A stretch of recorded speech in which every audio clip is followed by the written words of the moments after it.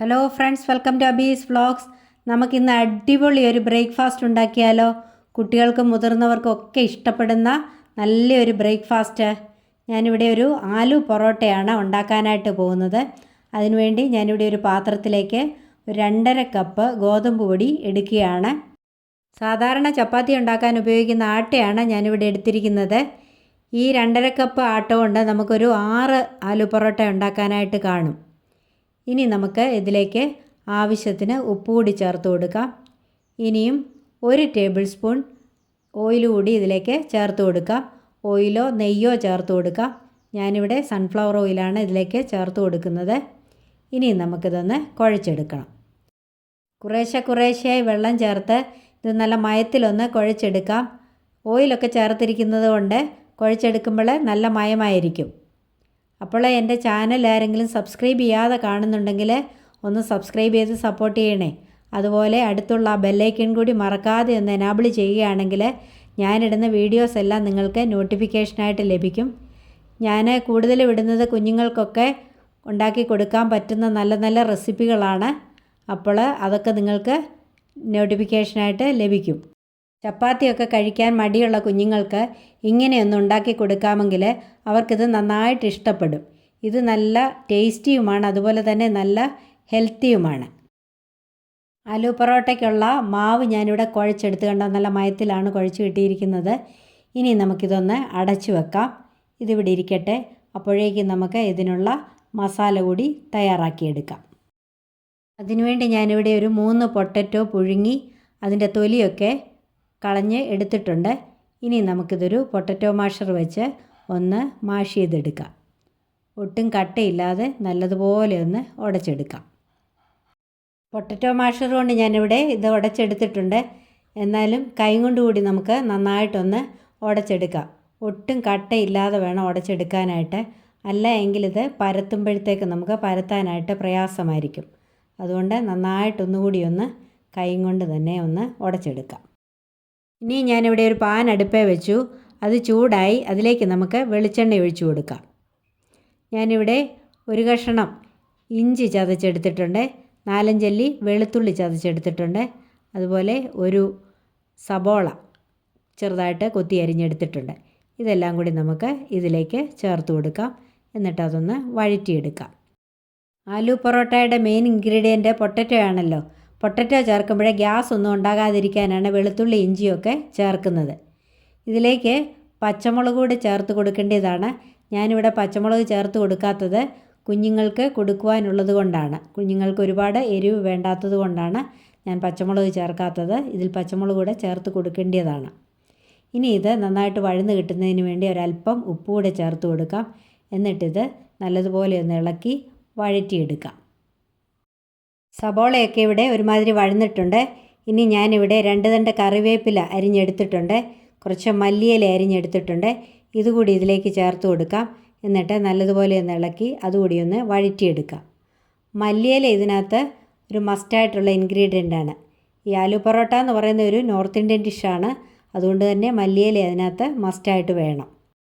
ഇനിയും ഇതിലേക്ക് ആവശ്യമായ പൊടികൾ കൂടെ ചേർത്ത് കൊടുക്കാം. 1 നുള്ള മഞ്ഞൾപ്പൊടി ചേർത്ത് കൊടുക്കാം. 1 ടീസ്പൂൺ മല്ലിപ്പൊടി ചേർത്ത് കൊടുക്കാം.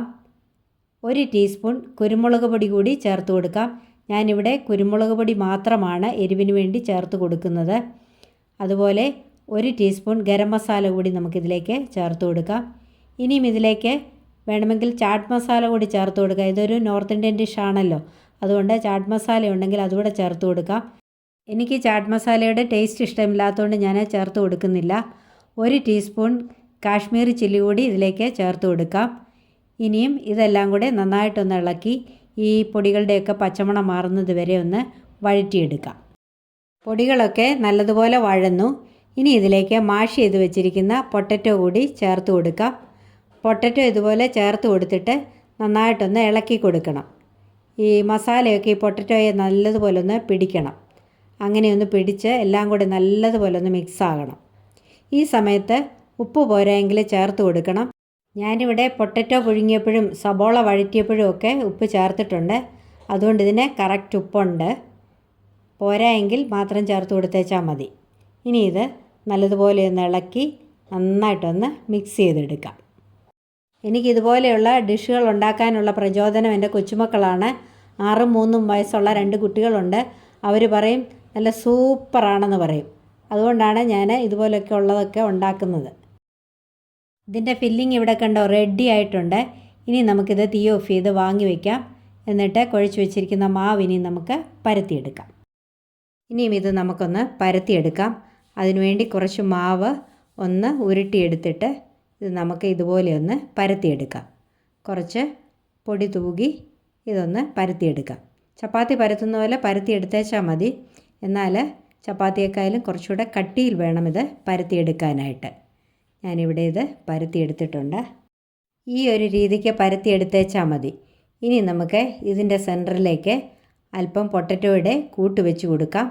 എന്നിട്ട് ഇതുപോലെ ഒന്ന് മടക്കിയെടുക്കാം.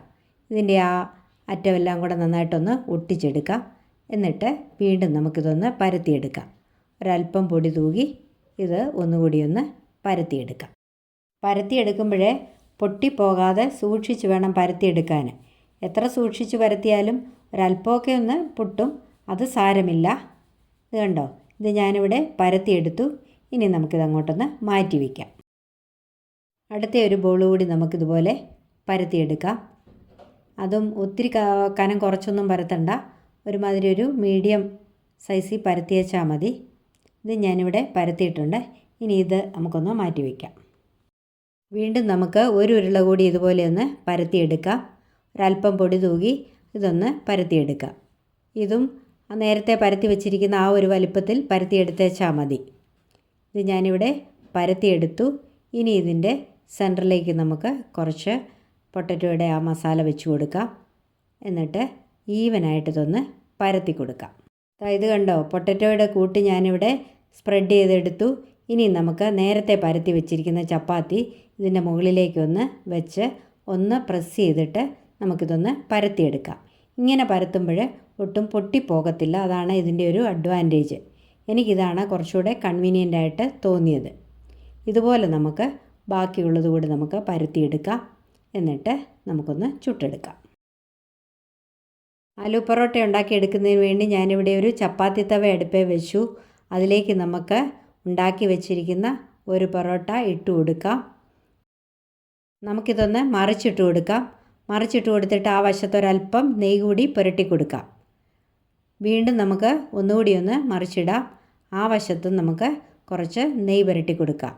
ഞാനിത് നെയ്യൊക്കെ പുരട്ടിയാണ് ഉണ്ടാക്കുന്നത്. അതുകൊണ്ടിത് നല്ല ഹെൽത്തിയാണ്. അതും ഞാനിവിടെ വീട്ടിൽ തന്നെ ഉണ്ടാക്കിയെടുത്ത നെയ്യാണ്. എണ്ണ പുരട്ടി വേണമെങ്കിൽ നമുക്കിത് ഉണ്ടാക്കിയെടുക്കാം. എങ്കിലും നെയ്യാകുമ്പോൾ കുറച്ചുകൂടി ഹെൽത്തിയാണ്. കുട്ടികൾക്കൊക്കെ കൊടുക്കാനായിട്ടിത് വളരെ നല്ലതാണ്. ഇതിനി നമുക്ക് തിരിച്ചും മറിച്ചും ഇട്ടൊന്ന് നല്ലതുപോലെ ഒന്ന് മൂപ്പിച്ചെടുക്കാം. ഇതിപ്പോൾ ഇവിടെ ആയിട്ടുണ്ട്. ഇനി നമുക്കിത് കല്ലിൽ നിന്നും എടുത്തു മാറ്റാം. അടുത്ത ഒരു പൊറോട്ട കൂടി ഇതുപോലെ നമുക്ക് തവയിലേക്ക് ഇട്ട് കൊടുക്കാം. അതും ഒന്ന് മറിച്ചിട്ട് കൊടുക്കാം. എന്നിട്ട് ആ വശത്ത് ഒരല്പം നെയ്യ് പുരട്ടി കൊടുക്കാം. ഇനിയും മറ്റേ വശം ഒന്നുകൂടി ഒന്ന് മറിച്ചിട്ട് കൊടുക്കാം. എന്നിട്ട് അവിടെയും നമുക്ക് കുറച്ച് നെയ്യ് പുരട്ടി കൊടുക്കാം. ഇത് നമുക്ക് തിരിച്ചു മറിച്ചു വിട്ട് നമുക്കൊന്ന് മൂപ്പിച്ചെടുക്കാം. ഇങ്ങനെ എല്ലാ പൊറോട്ടകളും നമുക്കൊന്ന് ഉണ്ടാക്കിയെടുക്കാം. അപ്പോൾ ഇത് കണ്ടോ, നമ്മുടെ കിഡിലൻ ആലു പൊറോട്ട ഇവിടെ റെഡി ആയിട്ടുണ്ട്. ഇത് ബ്രേക്ക്ഫാസ്റ്റായിട്ടും സപ്പറായിട്ടും ഒക്കെ കഴിക്കാനായിട്ട് വളരെ നല്ലതാണ്. കുട്ടികൾക്കൊക്കെ ഇത് നന്നായിട്ട് ഇഷ്ടപ്പെടും. അതുപോലെ തന്നെ നല്ല ഹെൽത്തിയാണിത് കഴിക്കാനായിട്ട്. ടേസ്റ്റി മാത്രമല്ല ഹെൽത്തിയുമാണ്. അപ്പോൾ ഇതുപോലെ എല്ലാവരും ഒന്ന് ട്രൈ ചെയ്ത് നോക്കണം. എന്നിട്ട് എൻ്റെ വീഡിയോ ഇഷ്ടപ്പെട്ടെങ്കിൽ ഒന്ന് ലൈക്ക് ചെയ്യണം, കമൻറ്റ് ചെയ്യണം, മറ്റുള്ളവർക്കൊക്കെ ഷെയർ ചെയ്ത് കൊടുത്ത് തന്നെ ഒന്ന് സപ്പോർട്ട് ചെയ്യണം. ഇതുവരെയും എനിക്ക് തന്ന എല്ലാ സപ്പോർട്ടിനും നന്ദി. തുടർന്നും എന്നെ സപ്പോർട്ട് ചെയ്യണം. അപ്പോൾ ഇനി മറ്റൊരു നല്ല വീഡിയോയുമായി കാണും വരേക്കും bye bye, take care, thank you, love you all.